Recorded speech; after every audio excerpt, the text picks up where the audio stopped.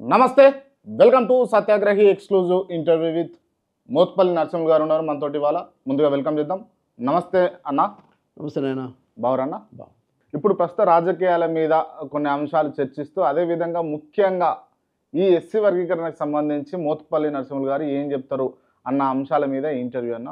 ముందుగా ఎస్సీ వర్గీకరణ వల్ల మాదేలకు లాభం చేకూరుతుందా చేకూరదా, మాలలకు నష్టం అవుతుందా కాదా అంటే మోత్పల్లి నరసింహులు ఏం చెప్తారు? వర్గీకరణ అంటేనే లాభం చేకూరుతుందనే కదా 30 సంవత్సరాల పోరాటం.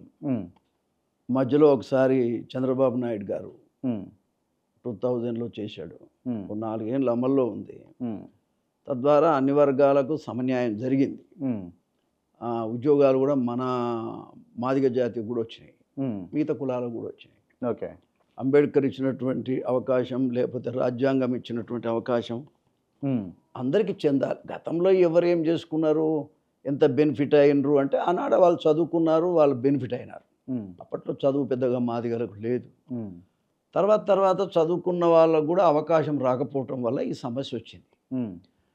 దీనికోసం 30 సంవత్సరాలుగా పోరాటం, మాదిగల ఉద్యమం కొనసాగుతూ ఉంది. రైట్. ఈ క్రెడిబిలిటీ అంతా మందకృష్ణ మాదిగదేనా అని అంటే మందకృష్ణ మాదిగకు క్రెడిబిలిటీ ఆయన తీసుకున్నా ఎవరికి ఇబ్బంది ఏం లేదు. కానీ ఆయన ఒక్కంది ఎందుకు అవుతుంది? ఎట్లా అవుతుంది ఒక్కంది అంటే? భుజం లేదు, స్కందం లేదు, అందరం మనమంతా. ఇప్పుడు నేనే ఉన్నా, నేను నా రాజకీయాల కంటే జాతి సమస్యనే ఎక్కువగా ఆలోచన చేసిన నేను.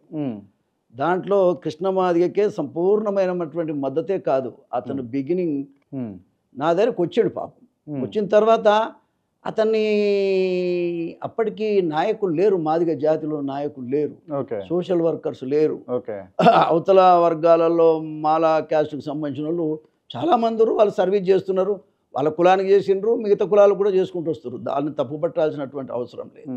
కానీ ఈ ప్రత్యేకంగా మాదిగ కులంలో వాలంటీర్స్ లేరు, పనిచేసే వాళ్ళు లేరు.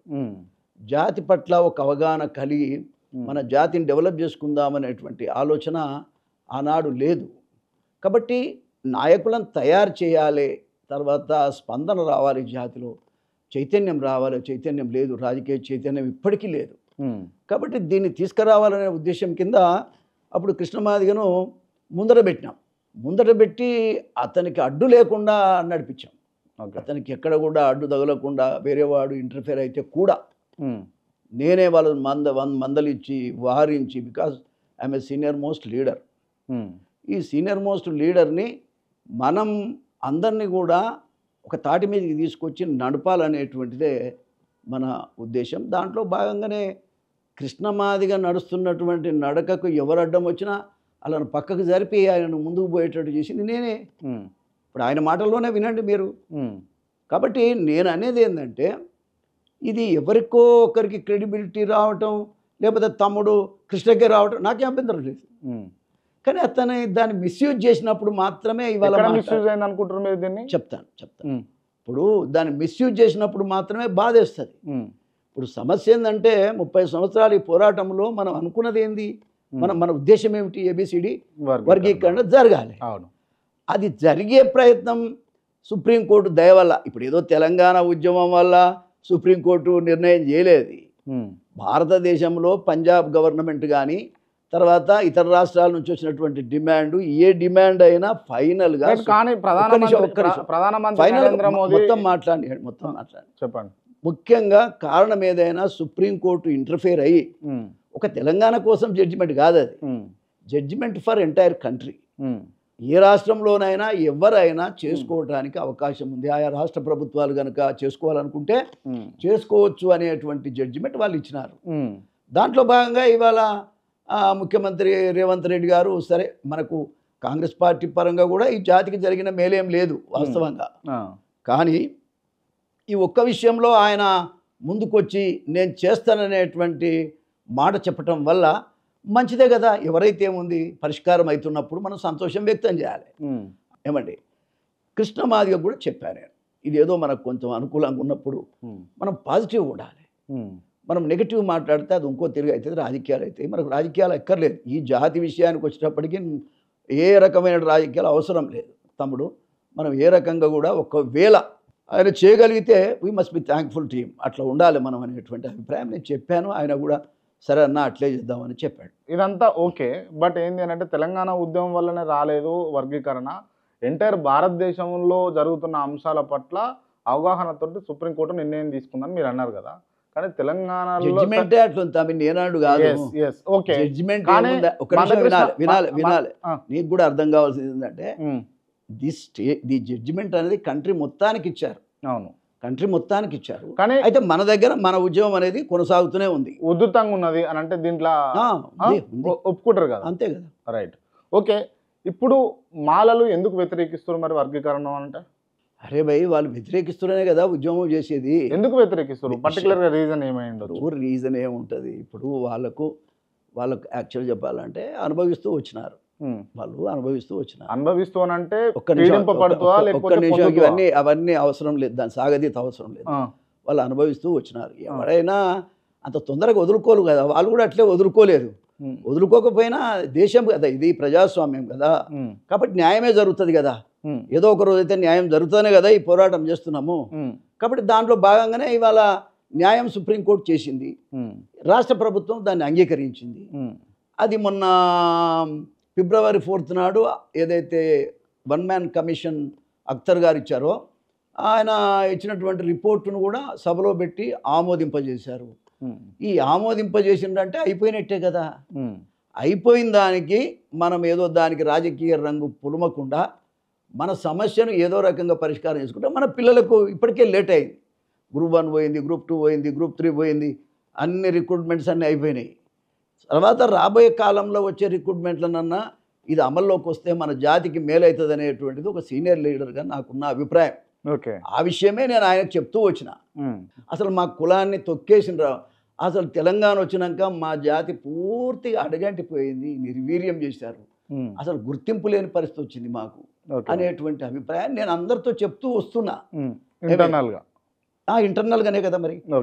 జాతి అన్నప్పుడు అందరం ఒక తాటి మీదకి రావాలి, అందరం కూడా సపోర్ట్ చేయాలి. 7th నాటికి సపోర్ట్ చేయాలి. వంగపల్లి శ్రీను ఆయనను కూడా చెప్పి అనౌన్స్ చేయించా, ఏది 7th ప్రోగ్రామ్కి మేము అందరం కలిసి పనిచేస్తామని చెప్పి మద్దతు అనేది. పాపయ్యను పిలిచి పాపయ్యతో కూడా మద్దతు అని ప్రకటింపజేశా. ఇప్పుడు రాజ్యాంగాన్నే మనం మార్చుకుంటున్నాం, అప్పుడప్పుడు అవసరాన్ని బట్టి, దేశ అవసరాన్ని బట్టి మారుస్తున్నారు. ఇదేం పెద్ద పని కాదు. కాబట్టి మనం అది పెద్ద పని కాదు అని చెప్పి చెప్పుదామని నా ఉద్దేశం. ఓకే, అసలు దొరకడు. సడన్గా 10 రోజుల తర్వాత సీఎం గారి ఇంట్లో కనబడ్డాడు. ఉన్నటువంటి నాయకులను మాదిగ జాతి నుంచి ఒక్క మనిషిని కూడా తీసుకుపోకుండా మిగతా కులాలను తీసుకుపోయి ఆయన దగ్గర ప్రజెంట్ అయ్యాడు. There I felt very bad. లేరు. ఎక్కడికి అన్యాయం? ఒక్క నిమిషం ఆగాలి. క్వశ్చన్ ముఖ్యం కాదు, ఆన్సర్ విన్ను ఫస్ట్. మొదట కన్సల్ట్ కావాల్సింది ఎవరికి?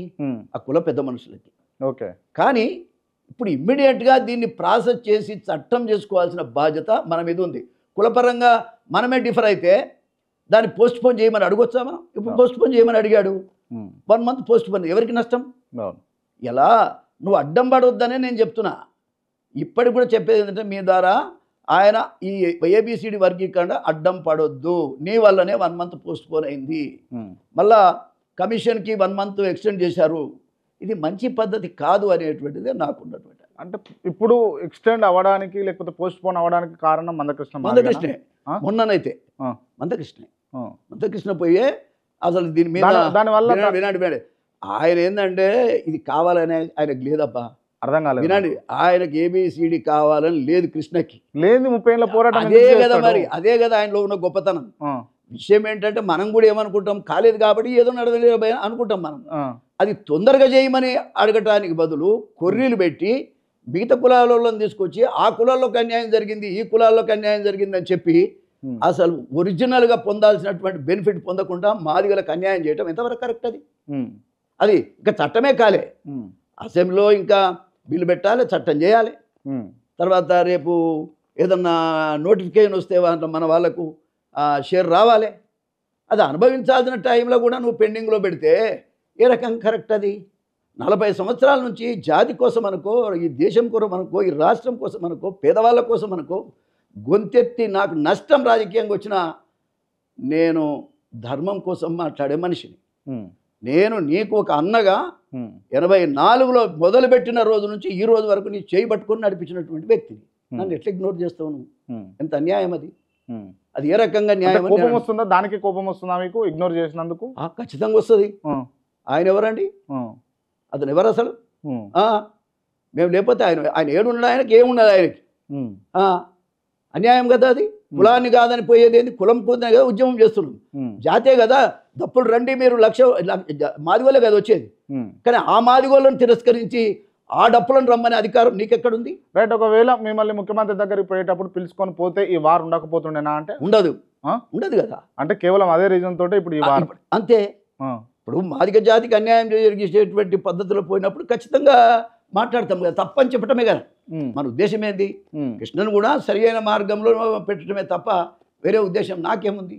రైట్. ఓకే. భవిష్యత్తులో ఈ 1,00,000 డప్పులు 1000 గొంతుల సభ కనుక నిర్వహిస్తే దానికి ఇప్పటికీ కూడా మీరు మద్దతుగా ఉంటారు? ఎందుకండి తిన టైం దగ్గరకు వచ్చినాక ఉద్యమాలు ఎందుకు? ఇంకా ఎంఆర్పిఎస్ పుట్టింది ఏబిసిడి కొరకు, అది అయిపోయింది, అది కూడా అయిపోవాలి. ఇంకా అంతేగాని ఇంకా దాని గురించి గిజ్జమాలు అవసరం లేదు. రైట్. ఓకే. అంటే ఈ 1,00,000 డప్పులు 1000 గొంతుల సభకు ముందల కొంచెం బిల్డప్ చేశారు. అంటే గ్రౌండ్ లో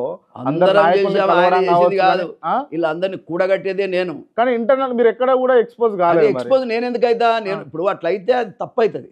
నేను పొలిటీషియన్.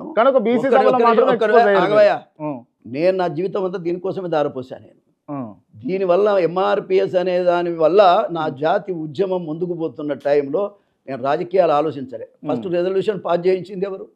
అసెంబ్లీలో మాట్లాడింది ఎవరు? అసెంబ్లీ మీద ఎగబడి ఎంఆర్పిఎస్ తమ్ముళ్ళంతా చెల్లెమ్మలంతా ఎగబడి అసెంబ్లీ మీద దాడి చేసే ప్రయత్నం జరిగినప్పుడు ఏ రకంగా పోలీసు వాళ్ళు కొట్టారు, ఏ రకంగా చితకబాస్తే ఎవడు అసెంబ్లీ గోలగోల చేసి చట్టసభలలో నేనే కదా ఉన్నది. అతనికి అన్నగానే చెప్తున్నా నేను. కానీ ఏదో నేను తీసుమార్కాన్ని అంటే నీది ఏమి లేదు. ఇక్కడ మేమంతా తయారు చేసిన బొమ్మను నువ్వు చెప్పింది వినాలే, జాతి కోసం పనిచేయాలి. లేదు అంటే పక్క జరుగు, దాని సంగతి చూసుకునే వాళ్ళు మస్తు మంది ఉన్నారు. ఇప్పుడు ఏమి కొదవలేదు. ఆల్టర్నేటివ్ ఎవరైనా తయారు చేస్తుండా? లేదంటే వాళ్ళే పుట్టుకొస్తారు. ఇప్పుడు నేనైతే చావలేదు, నేను ఎప్పుడు మాట్లాడుతూనే ఉంటాను నేను. ఓకే, ఇంకా కొత్త తమ్ముళ్ళు వచ్చేది ఉంటే వస్తారు. నేను ఆపుతా అవుతా, ఆయన ఆపుతా అవుతా, ఆగదు కదా. మీరు అంటే సాటిస్ఫైడ్గా ఉన్నారా ప్రభుత్వం ఇచ్చినటువంటి నియమావళి? ఇప్పుడైతే నేను సాటిస్ఫైడ్గా ఉన్నా తమ్ముడు. రేవంత్ రెడ్డి గారి ప్రభుత్వంలో కూడా మాకు న్యాయం జరగలేదు అంటున్నా నేను. రాజకీయంగా జరగాలి తమ్ముడు. ఇది 10 ఉద్యోగాలు వస్తాయి, 10 మంది బాగుపడుతుండొచ్చు.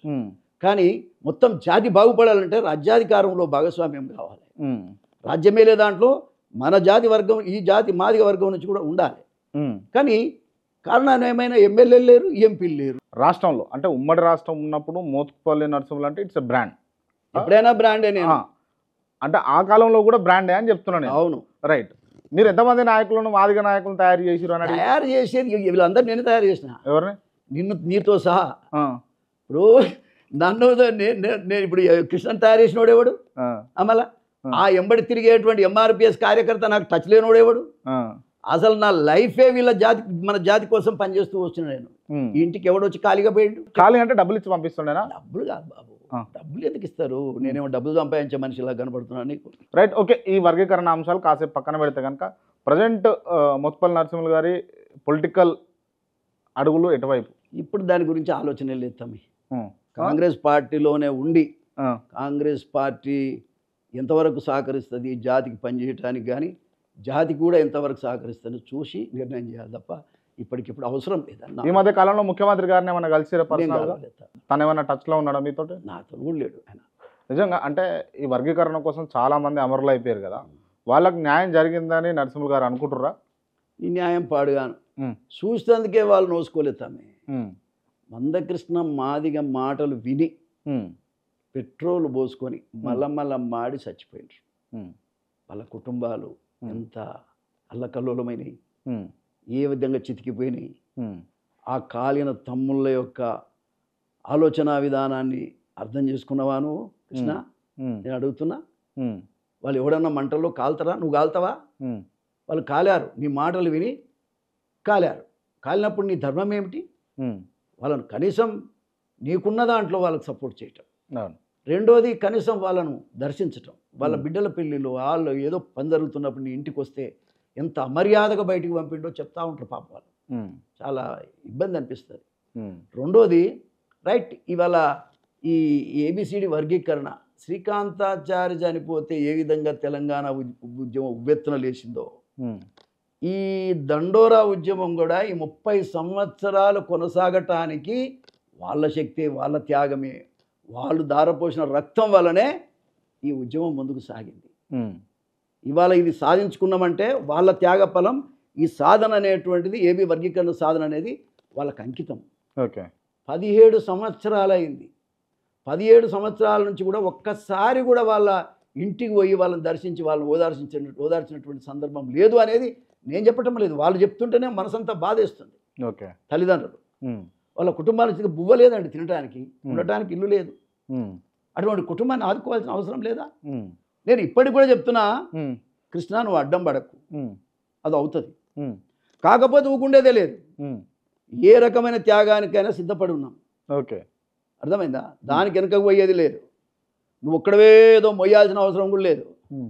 నీవేదో పెద్ద తురుంకానివని అనుకుంటారు, కానీ నీ దగ్గర కూడా ఏమి లేదు. నువ్వు కేవలం మేము పెట్టిన బొమ్మవు, మేము చెప్పినట్టు వినాలే.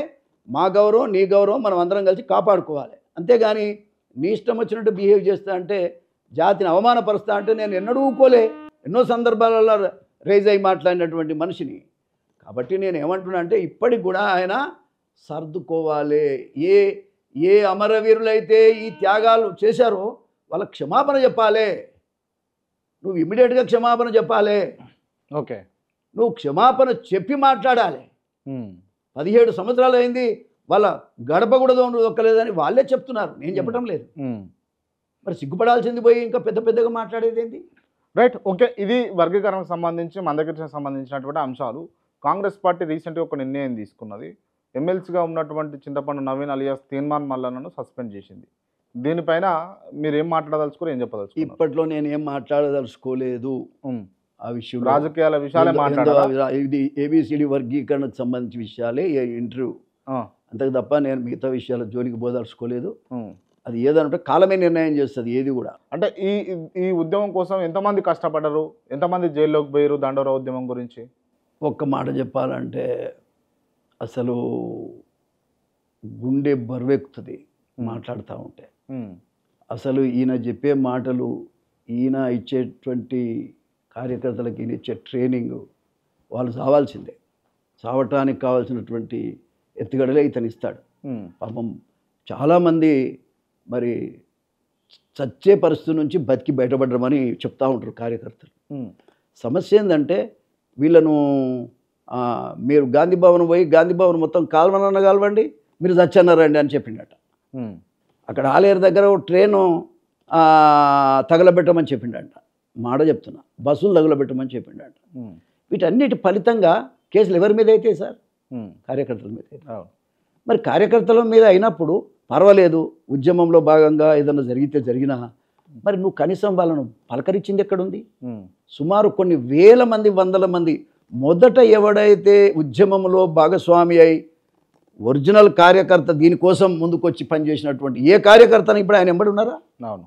ఈ 30 ఏళ్ల కాలంలో కేవలం ఈ ఉద్యమం కోసం, ఈ సాధన కోసం, వర్గీకరణ కోసం ఎంతమంది త్యాగాలు చేశారు, ఏ రకమైన త్యాగాలు చేశారు, వాళ్ళందరినీ కూడా పిలిచి ఒక మీటింగ్ కూడా పెట్టాలనేటువంటి అభిప్రాయం కింద ఉన్నా. వాళ్ళకు ప్రభుత్వం ద్వారా ఏదైనా సాయం చేయగలుగుతామేమో ఆలోచన చేస్తున్నాను. అందరు మీటింగ్ పెట్టి వాళ్ళు ఏ స్టేజ్లో చచ్చిపోయినారు, ఎట్లా చచ్చిపోయినారు అవన్నీ చూసి ప్రభుత్వం మీద ఒత్తిడి తీసుకొచ్చి వాళ్ళకు కూడా వీలైతే ఒక ఇల్లు అన్నా సరే, వాళ్ళకు నియోజకవర్గాల్లో ఒక ఇల్లు అయినా ఎవరైతే నష్టపోయినారో వాళ్ళకు ఇమ్మీడియట్గా మంజూరు కావటం, లేదు వాళ్ళ బతుకుదెరువు కోసం కూడా ఏదైనా చేస్తే బాగుంటుంది అనేటువంటి అభిప్రాయంతో నేను ఉన్నా. దానికోసమని ఒక మీటింగ్ కూడా పెట్టాలనే ఆలోచన కింద ఉన్నా. తొందరలోనే ఉస్మానియా యూనివర్సిటీలో కూడా ఒక మీటింగ్ పెడదామని అనుకుంటున్నాను. మొత్తానికి ఈ బాధితులందరినీ పిలిచి ఓదార్చటమయ్యా. పాపం వాళ్ళు ఏం కోరుకున్నారు? కాబట్టి నీతి రీతి లేని నాయకత్వం అనేది మంచిది కాదు. నేను ఒక అన్నగా మా తమ్ముడు ఒక విజయ డంక మోగించి వస్తున్నారా అని చెప్పేసి సికింద్రాబాద్ స్టేషన్కి వచ్చి గంటన్నర కూర్చొని నిన్ను ఎదుర్కొని దండలేసి నిన్ను గౌరవించిన నేను. దేనికోసం? జాతి గౌరవం అనేటువంటిది నిలబెట్టుకోవాలనే ఉద్దేశం కింద. సామాజిక లీడర్ వేరు, రాజకీయ నాయకుడు వేరు. అది గుర్తెరగాలి మా తమ్ముడు. ఇప్పటికి కూడా నేను చెప్పేది ఏంటంటే, ఈ పిచ్చి పిచ్చి వాతావరణం పక్కకు పెట్టి నీవు మంచిగా ఉండి ఏం చేయాలనో ఆలోచన చేద్దాం అందరం కలిసి, తప్ప నీకు నువ్వుగా ఆలోచన చేస్తే ఇట్లా అయింది. కాబట్టి నీకు శక్తి లేదు, రాజకీయ శక్తి లేదు.